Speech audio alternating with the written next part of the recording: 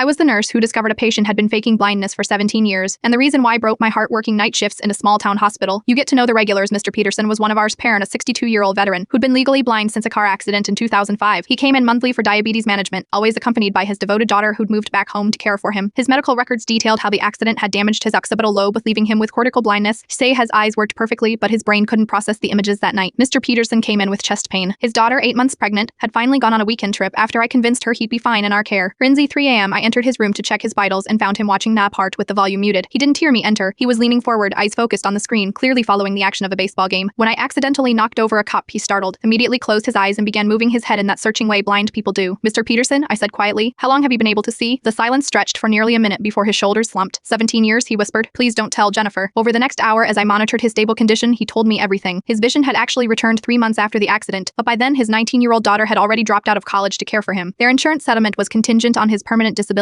and most importantly, his daughter Parrot, who'd always struggled with direction and purpose, Perrin, had finally found meaning in caring for him. She was spiraling before the accident, he explained. Drugs, abusive boyfriend taking care of me saved her life. I kept thinking I'd recover in a year or two, but then she was doing so well. How could I take that away from her? Year after year, he maintained the charade. He'd memorized the layout of their home, learned to cook and clean in secret when she was out, and even taught himself to read Braille to maintain the deception, all while pretending not to see his daughter grow into a confident woman who went back to school, became a teacher, and was now starting her own family. "She's having my granddaughter next month," he said. "Once the baby comes, she won't have time to check on me constantly. I've been planning to miraculously start regaining some vision." I faced an ethical dilemma that night. Legally, I should report medical fraud. Instead, I simply documented that his neurological status remained unchanged. 6 months later, Mr. Peterson came in for a checkup, this time walking with a cane rather than being guided. His daughter proudly told me about his improving vision, Perrin, a miracle according to their local doctor. The look of gratitude in Mr. Peterson's eyes when I played along told me everything. Sometimes healing takes forms medicine can't explain, and sometimes love makes liars of the best people.